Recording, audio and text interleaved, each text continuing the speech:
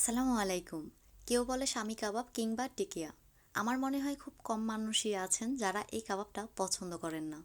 কিভাবে ঘরে থাকা উপকরণ দিয়ে খুব সহজে এই কাবাবটা বাবুর্চিদের মতো করে তৈরি করা যায়, আজ আমি সেই রেসিপিটাই আপনাদের সাথে শেয়ার করব। আর যারা কাবাব তৈরি করতে গেলে কাবাবটা খুলে যায় তাদের জন্য রয়েছে একটা ছোট্ট টিপস। তাহলে চলুন শুরু করা যাক। কাবাবের জন্য 500 গ্রাম হাড় আর চর্বি ছাড়া গরুর মাংস ছোট ছোট করে কেটে ধুয়ে নিয়েছি। আর 300 গ্রাম বুটের ডাল 3 থেকে 4 ঘন্টা ভিজিয়ে রেখেছিলাম। দিয়ে দিয়েছি হাফ কাপ পরিমাণ পেঁয়াজ কুচি, দুটো কাঁচামরিচ, ঝালটা অবশ্যই আপনাদের পছন্দ অনুযায়ী হবে।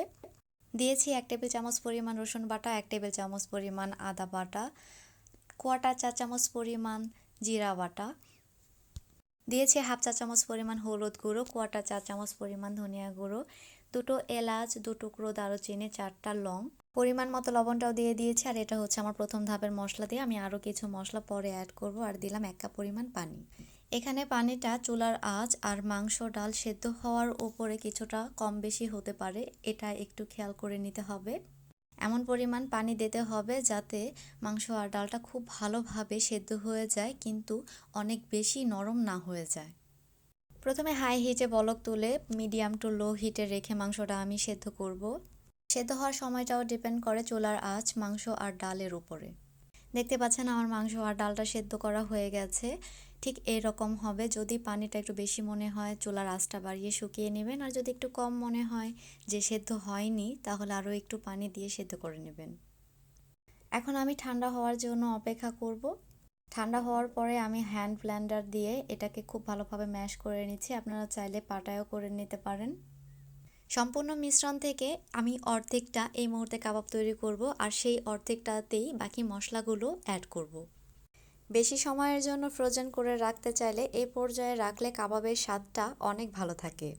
আর কম সময়ের জন্য ফ্রোজেন করে রাখতে চাইলে সম্পূর্ণ মিশ্রণটাতে বাকি মশলাগুলো অ্যাড করে কাবাব শেপ দিয়ে হালকা ভেজেও ফ্রোজেন করে রাখতে পারেন। কাবাবের দ্বিতীয় ধাপের মশলার জন্য এখানে নিয়েছি 1 টুকরো দারুচিনি, 3টা এলাচ আর 4টা লং। এখানে আপনারা চাইলে জয়ফল আর জয়ত্রীর কিছুটা অংশ অ্যাড করতে পারেন। আমার কাছে ছিল না তাই আমি স্কিপ করেছি। এই মশলাগুলো একত্রে বেটে নেব। আমি যে ডাল আর মাংসটা সেদ্ধ করেছি সেখান থেকে অর্ধেকটা অংশ এই মুহূর্তে কাবাব তৈরি করব। সেই অংশতে বাকি মশলাগুলো অ্যাড করব। খুবই ছোট করে কুচি করে পেঁয়াজ দিয়েছি হাফ কাপ পরিমাণ, 2টো কাঁচামরিচ কুচি দিয়েছি, চাইলে বাড়িয়েও দিতে পারেন। দিয়ে দিলাম 1 টেবিল চামচ পরিমাণ আদা আর রসুন পেস্ট মিক্সড, দিচ্ছি কোয়াটার চা চামচ পরিমাণ জিরা পেস্ট। আর যে গরম মশলাটা মিক্স করেছিলাম সেখান থেকে দিয়ে দিলাম অর্ধেকটা। দিচ্ছি স্বাদ মতো লবণ, দিচ্ছি হাফ চা চামচ পরিমাণ হলুদ গুঁড়ো, সাথে দিয়ে দিচ্ছি কোয়াটার চা চামচ পরিমাণ ধনিয়া গুঁড়ো। এখন কাবাবটা যাতে কোনোভাবেই ভেঙে না যায় তার জন্য 2 টেবিল চামচ পরিমাণ চালের গুঁড়ো দিয়ে দিচ্ছি। এটা একদমই অপশনাল, কিন্তু এই চালের গুঁড়োটা দিলে কাবাব কোনোভাবেই ভাঙার চান্স থাকে না। আর দিয়ে দিলাম হাফ চা চামচ পরিমাণ শুকনো মরিচ গুঁড়ো। আরও দিয়ে দিচ্ছি একটা কাঁচা ডিম। এখন সব কিছু একসাথে মিক্স করে নেব। মিক্স করে কাবাবের শেপটা দিয়ে নিচ্ছি। আমার সবগুলো কাবাব তৈরি হয়ে গেছে। এখন এই কাবাবগুলো ভেজে নিচ্ছি। চেষ্টা করবেন কাবাবগুলো ডুবো তেলে ভাজতে, আর অবশ্যই খেয়াল রাখবেন যাতে তেলটা খুব ভালোভাবে গরম হয়। তেল খুব ভালোভাবে গরম না হলেও কিন্তু কাবাব খুলে যেতে পারে। চুলার আঁচ মিডিয়াম টু হাই হিটে রেখে কাবাবগুলো ভেজে নিচ্ছি। কাবাবের একটা পাশ গোল্ডেন ব্রাউন হয়ে গেলে কাবাবগুলো উল্টে দিচ্ছি।